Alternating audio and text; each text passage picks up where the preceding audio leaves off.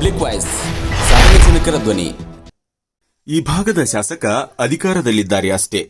ಅವರ ಆಟ ಏನೂ ನಡೆಯಲ್ಲ. ಆಟಕ್ಕುಂಟು ಲೆಕ್ಕಕ್ಕಿಲ್ಲ. ಕ್ಷೇತ್ರದ ಅಭಿವೃದ್ಧಿಗೆ ಸುಜಾತಾ ದೊಡ್ಮನಿ ಅವರದ್ದೇ ಮೇಲುಗೈ.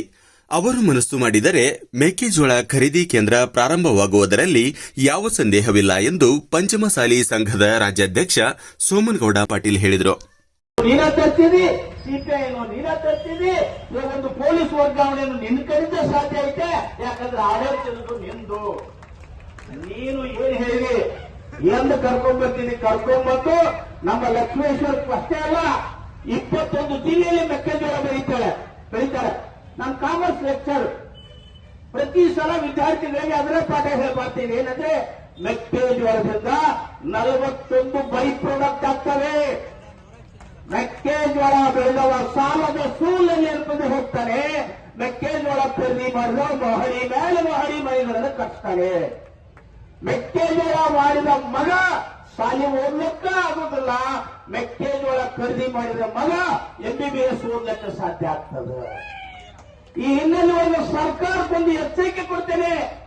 ಪಂಚಮಸಾಲಿ ಸಂಘದ ರಾಜ್ಯಾಧ್ಯಕ್ಷರಾಗಿ ನೀವೇನಾದರೂ ಲಕ್ಷ್ಮೇಶ್ವರದಲ್ಲಿ ನಡೆದಿರುವಂತ ಈ ಮೆಕ್ಕೆಜೋಳ ಹೋರಾಟವನ್ನ ಆದಷ್ಟು ಬೇಗ ತೀರ್ಮಾನ ತೆಗೆದುಕೊಳ್ಳದಿದ್ರೆ ಈ ಹೋರಾಟ ರಾಜ್ಯಾದ್ಯಂತ ನಿಮ್ಮ ಸರ್ಕಾರ ಬೇರೆ ತನಕ ಹೋರಾಟ ಮಾಡ್ತೀವಿ. ರೈತರದ್ದು ಹುಡುಗಾಟಿಕೆ ಮಾಡ್ತೀವಿ. ನಾನು ರೈತನ ಮಗ ಅನ್ಕೋತಾರೆ. ಸರ್ಕಾರದ ಅಧಿಕಾರ ತಗೊಂಡು ಕೆಂಪು ಗುಡ್ಡದ ಕಾರಣಗಳು ಅಡ್ಡಾಡಕ್ಕೆ ಬರ್ತದ.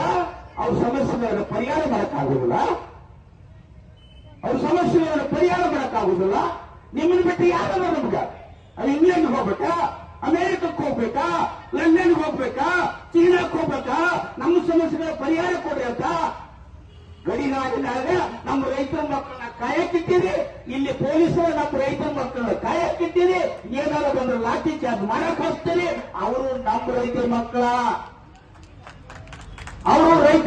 ಅವ್ರಿಗೂ ನೋವಿನ ಕಷ್ಟದ ಹುಡುಗಾಟಿಗೆ ಏನೋ ಸಂವಿಧಾನದಲ್ಲಿ ಏನೋ ಇವತ್ತು ಅಧಿಕಾರ ಇಟ್ಕೊಂಡು ನೀವು ಸರಿಯಾದ ರೀತಿಯಲ್ಲಿ ತೀರ್ಮಾನ ತೆಗೆದುಕೊಂಡಿದ್ರೆ ಹುಡುಗಾಟದ ಜೀವನ ಅಲ್ಲ. 5 ವರ್ಷದೊಳಗೆ ಚೇಂಜ್ ಮಾಡಲಿಕ್ಕೆ ಮತದಾರ ಪ್ರಭುಗಳಾಗಿದ್ದೇವೆ.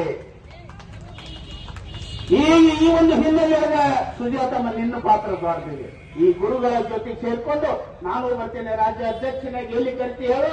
ನನಗೂ ಯಾವುದೇ ಪಕ್ಷ ಇಲ್ಲ. ಕಾಂಗ್ರೆಸ್ನವರು ಅಷ್ಟೇ, ಬಿಜೆಪಿಯವರು ಅಷ್ಟೇ, JDSನವರು ಅಷ್ಟೇ, ಸುಡುಗಾಡ ರಾಜ್ಯ ಪಕ್ಷದವರಿವೆ. ನಾವು ಎಲ್ಲ ಸಮಾಜದವರು, ರೈತ ಬಾಂಧವರು, ರೈತ ಮಹಿಳೆಯರು ಎಲ್ಲರೂ ಒಗ್ಗಟ್ಟಾಗಿ ಈ ದೇಶವನ್ನ, ಈ ರಾಜ್ಯವನ್ನ ಅಲುಗಾಡಿಸಬಹುದು.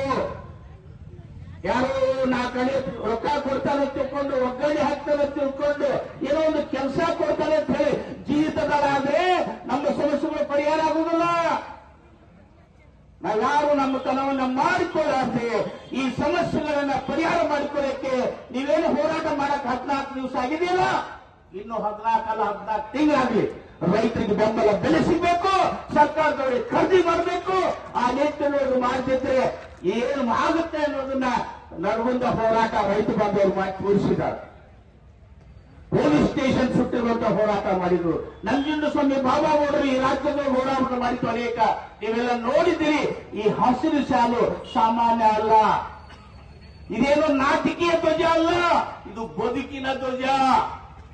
ನಮ್ಮ ಬದುಕನ್ನು ಕಟ್ಟಿಕೊಳ್ಳುವಂತ ಧ್ವಜ. ಒಂದೊತ್ತು ಟಿಫಿನ್ 2 ಹೊತ್ತು ಹಾಕಿ ಊಟ ಮಾಡ್ಕೊಳ್ಳಕ್ಕಿರುವಂತ ಈ ವ್ಯವಸ್ಥೆಯೊಳಗ ರೈತ ಬೆನ್ನೆಲುಬು. ಅದಕ್ಕೆ ಜೈ ಜವಾನ್, ಜೈ ಜವಾನ್.